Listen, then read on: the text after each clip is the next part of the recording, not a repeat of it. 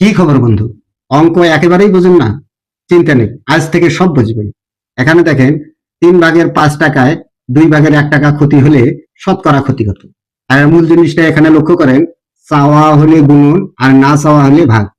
চাওয়া হলে গুণন, না চাওয়া হলে ভাগ। আচ্ছা, এখানে এখন চাইছি কি, এই শতকরা ক্ষতি কত। তাহলে দুটো জিনিস চাইছে, শতকরা একটা, ক্ষতি একটা। তাহলে শতকরা মানে আমরা জানি কি, শতকরা মানে হলো 100,